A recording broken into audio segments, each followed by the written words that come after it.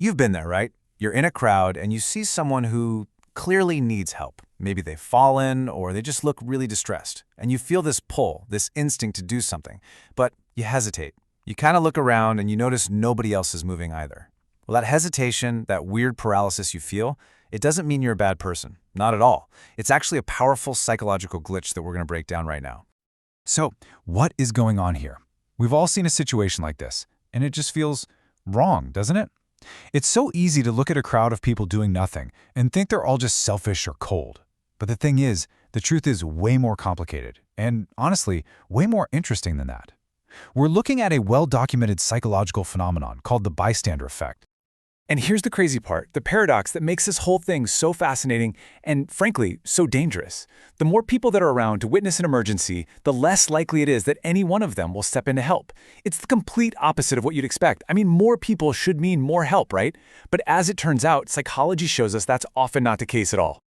To really get to the bottom of this, we've got to rewind the clock to a single, tragic event that basically forced the psychologists to confront this really uncomfortable truth about how we behave in groups. Now, some of the details of this story have been debated over the years, but what is not up for debate is that it was the catalyst for decades of crucial research into group behavior. The story that shocked the world was the 1964 murder of a woman named Kitty Genovese in New York City. The initial headlines were just explosive. They claimed that 38 of her neighbors either saw or heard the attack happening and did absolutely nothing. Now, we know today that the reality was a bit more complex than that, but the impact of that story was immediate and massive. It raised this terrifying question that psychologists felt they had to answer.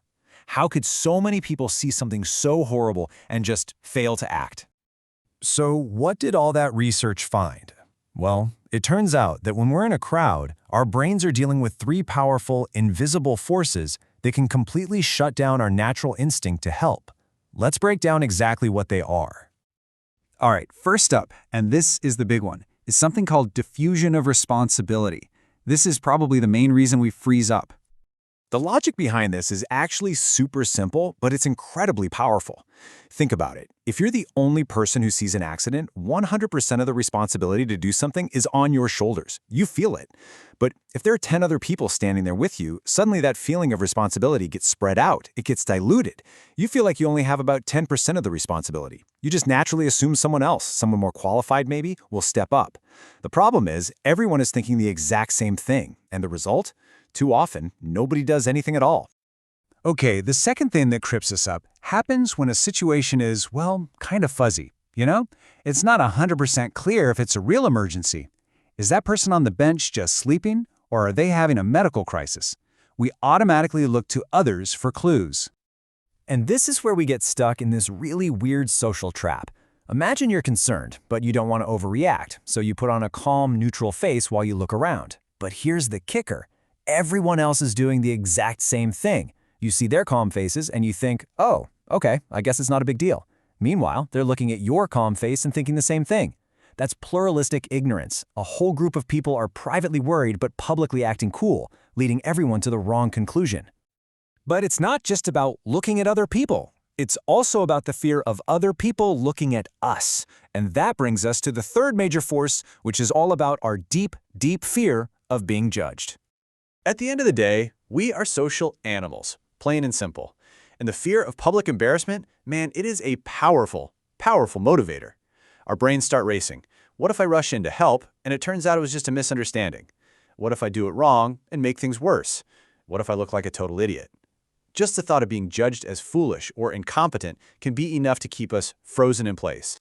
Now you might be thinking, this is all about these big, dramatic, life-or-death situations.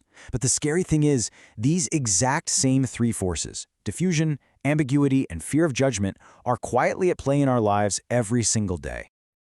I mean, just think about it. Scrolling past the toxic comment thread online, you see hundreds of other people have seen it, so you figure, someone else will report it. That's diffusion of responsibility. Or what about seeing a colleague get subtly picked on in a meeting? You're not totally sure if it's serious, you don't want to cause a scene, boom, there's ambiguity and that fear of judgment again. These little moments of inaction happen all the time, and they really add up. And this is where we see the real damage. It's not just that the victim doesn't get the help they need, which is obviously huge. When we all fail to act, it chips away at our sense of community. It silently tells everyone that this kind of harmful behavior is okay. It erodes our trust in each other. And on a personal level, for the people who walk away, that feeling of I should have done something, that guilt and regret can stick with you for a long, long time. It's a kind of moral injury. Okay, so that all sounds pretty bleak, right? It feels like we're just wired to fail in these moments. But here is the really good news. Just by understanding how these mechanisms work, you've already taken the single most important step to overcoming them. Seriously, awareness is the antidote. So how do we actually turn that awareness into action?